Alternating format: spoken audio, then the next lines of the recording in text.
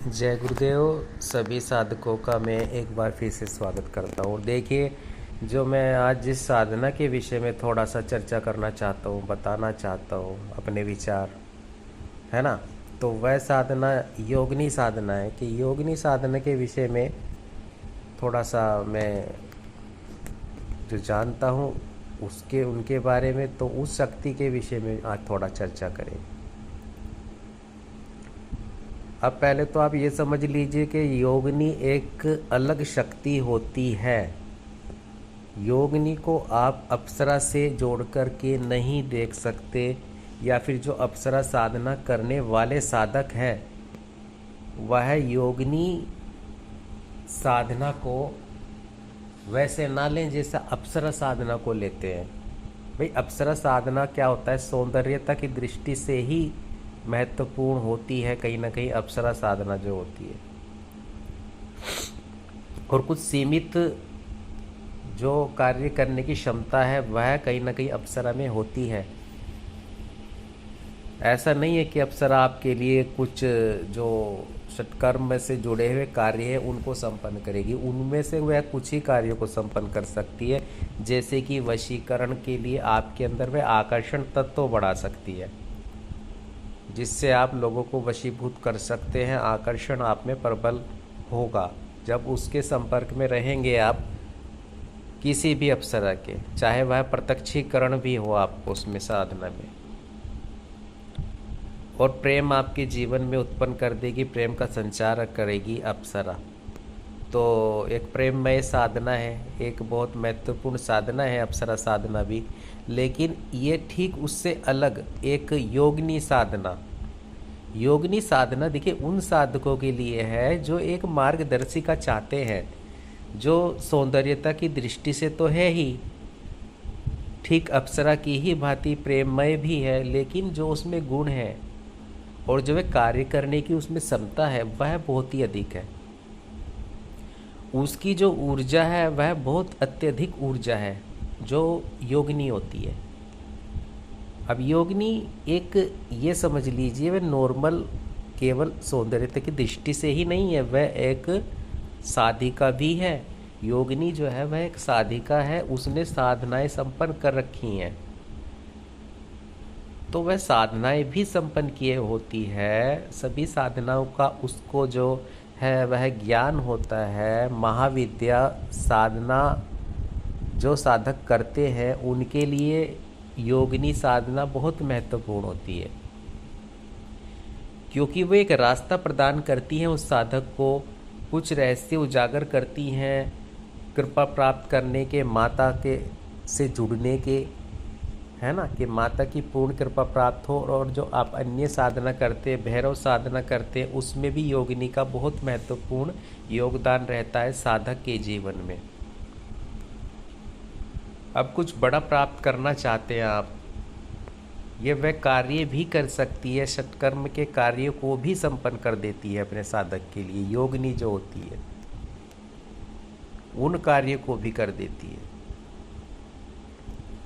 और एक महत्वपूर्ण बात यह है योगिनी के साथ में कि अगर उसके साधक को कोई कष्ट देता है, अब जरूरी नहीं है कि वह साधक महाविद्या साधना या गुरु साधना की हुई है उस साधक ने, अगर वे मात्र और मात्र योगिनी साधना ही संपन्न कर लेता है तो योगिनी उसके जो शत्रु होते हैं उनको भी नहीं छोड़ती, उनको भी वह कष्ट देना शुरू कर देती है। जो भी योगिनी के साधक को तनाव देता है या तनाव का कारण बनता है, उस साधक को कहने की आवश्यकता होती नहीं है। और योगिनी जो होती है वह एक ऐसी एक विद्या होती है, एक ऐसी ऊर्जा होती है, वह जो है अपने साधक को जो है कष्ट में देख नहीं सकती, और उसके कहे बिना ही उसका जो समस्याएं है उनका जो है निवारण कर देती है। तो इतनी जब आप उच्च कोटि की अगर एक साधना कर लेते हैं योगिनी जैसी, है ना, तब फिर क्या रह जाता है कि फिर कुछ शेष नहीं रह जाता है। तो मात्र और मात्र योगिनी साधना करके ही भी आप साधक या साधिका पूर्णता प्राप्त कर सकते हैं। अब देखिए, जो साधिकाओं के लिए मैंने जो एक पोस्ट भी डाला था, साधिकाओं के लिए जो एक इसमें महत्वपूर्ण बात आ जाती है कि योगिनी को अगर साधिका जो स्त्रियां महिलाएं होती हैं वह जब योगिनी साधना करती है तब क्या होता है कि योगिनी अगर उन पे प्रत्यक्ष कर लेती हैं या नहीं भी अप्रत्यक्ष रूप से भी योगिनी साधना वह संपन्न कर लेती हैं, तब वह जो ऊर्जा होती है, जो योगिनी तत्व होता है, वह उस महिला उस स्त्री के शरीर में ही समाहित हो जाता है। वह योगिनी उसके शरीर में प्रवेश करती ही है और वह जो महिला या फिर वह स्त्री होती है वह स्वयं ही योगिनी बन जाती है। एक तरह से योगिनी वाली शक्तियाँ, योगिनी वाले जो गुण होते हैं वह सब कुछ उसके शरीर में, उसके अंदर वह स्वयं ही योगिनी तत्व बन जाता है, योगिनी ही बन जाती है वह। तो यह एक महत्वपूर्ण बहुत ही बात है, महत्वपूर्ण बात है। उसके अंदर अपने आप ही ऐसी असीमित जो शक्तियाँ हैं वह उनकी जो है एक तरह से स्थापित हो जाते हैं, ठीक जैसे योगिनी में होते हैं वैसे ही। तो उनके लिए तो बहुत ही श्रेष्ठ साधना है अगर कोई स्त्री जो है वह योगिनी जैसी साधना करती है।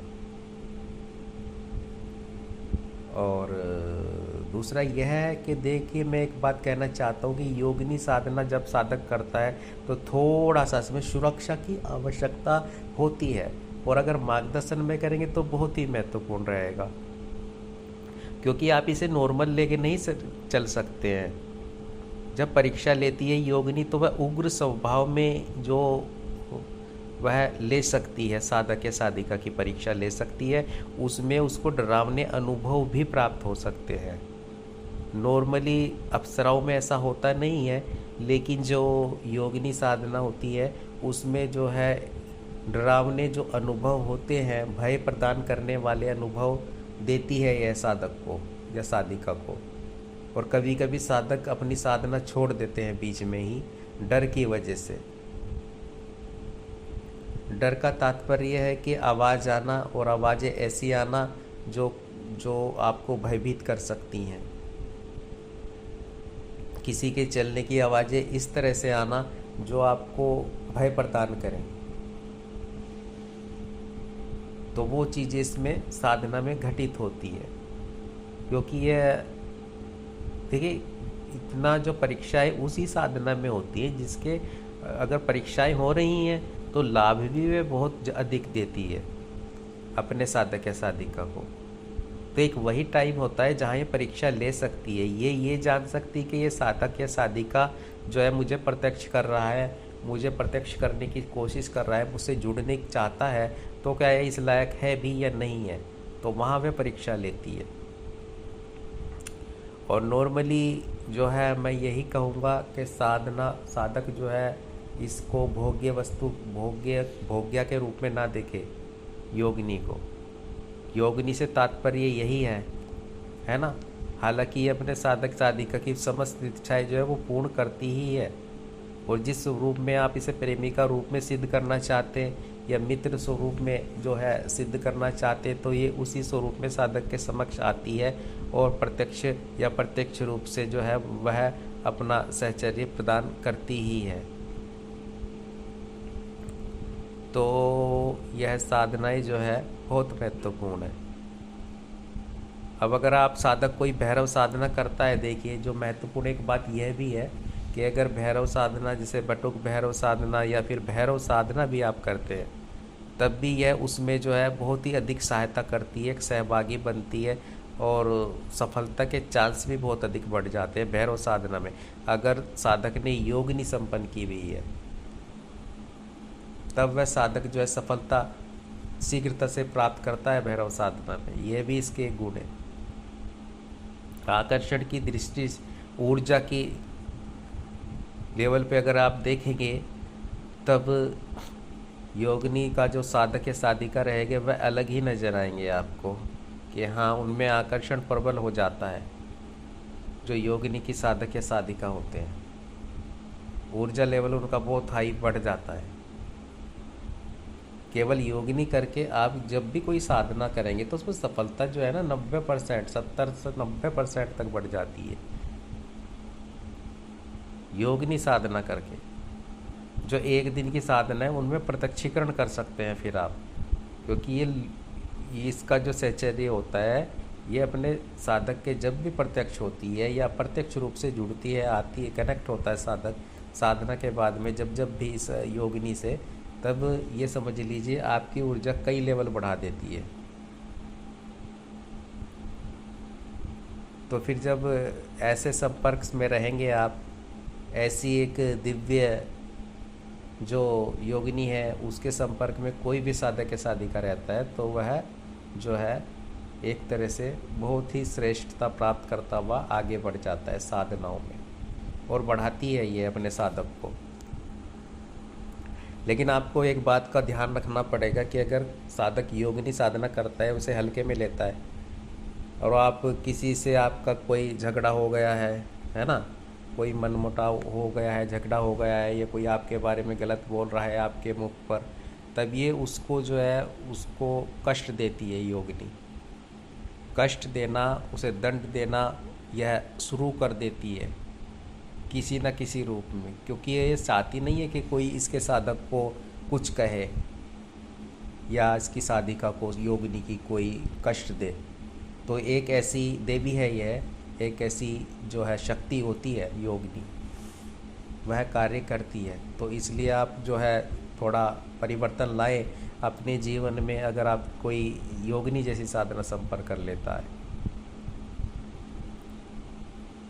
तो एक ऐसी ही यह श्रेष्ठ साधना है। और बाकी तो कई लाभ होते हैं, धन का अभाव नहीं हो, धन की कमी नहीं होती है फिर, और कुछ ना कुछ मार्ग खोलती रहती है ये अपने साधक को के लिए। भौतिक दृष्टि से तो पूर्णता प्राप्त करता ही है वह साधक, लेकिन जो उसमें सबसे महत्वपूर्ण बात होती है वह आध्यात्मिक क्षेत्र में आगे बढ़ता है। आध्यात्मिक क्षेत्र में साधनाओं में पूर्णता प्राप्त करता हुआ आगे बढ़ जाता है तेजी से। फिर उसे किसी के मार्गदर्शन की आवश्यकता होती नहीं है। गुरु को तो वो धारण कर सकता है, लेकिन जो पग पग पर मार्गदर्शन करती है, एक ऐसी सहचरी, एक ऐसी जो है आपकी प्रेमिका कह लीजिए, जिस भी रूप में आप सिद्ध करेंगे, एक ऐसी मार्गदर्शिका जो पग पग पर आपका जो है वह मार्गदर्शन करेगी हर साधना में, चाहे वह महाविद्या साधना हो या कोई अन्य साधना। तो जब मैं यही कहता हूँ कि आप श्रेष्ठ साधनाओं की ओर आगे बढ़ें, अन्य जो तामसिक साधनाएं हैं उनकी ओर जाने से अच्छा है कि आप जब इतनी महत्वपूर्ण साधनाएं जो हैं जो आपको आगे बढ़ाएंगी जीवन में हर तरह से, और जिनमें कोई रिस्क भी नहीं है इतना, अगर आप मार्गदर्शन में सही में ऐसी महत्वपूर्ण साधनाएं संपन्न करते हैं तो बहुत ही महत्वपूर्ण होता है। तो आने वाली जो वीडियो होंगी कुछ महत्वपूर्ण ही मैं कोशिश करूँगा कि वह योगिनी साधनाएं दूँ, जिन्हें आप अपने मन के अनुसार, जो आपके अनुकूल हो, आप संपन्न करें और खुद स्वयं देखें, अपने जीवन में परिवर्तन देखें और प्रत्यक्ष करें। और या फिर अप्रत्यक्ष रूप से भी आप अगर जुड़ जाते हैं ऐसी शक्ति से जो आपका निरंतर मार्गदर्शन करेगी, ऐसी श्रेष्ठ शक्ति योगिनी जैसी श्रेष्ठ साधना आप जब संपन्न करेंगे तो आप स्वयं ही आप अनुभव करेंगे श्रेष्ठता, दिव्यता। तो यह थोड़ी सी जानकारी मैं आप लोगों के बीच लेकर आया था सभी साधकों के लिए। तो जय गुरुदेव, जय निखिलेश जी महाराज।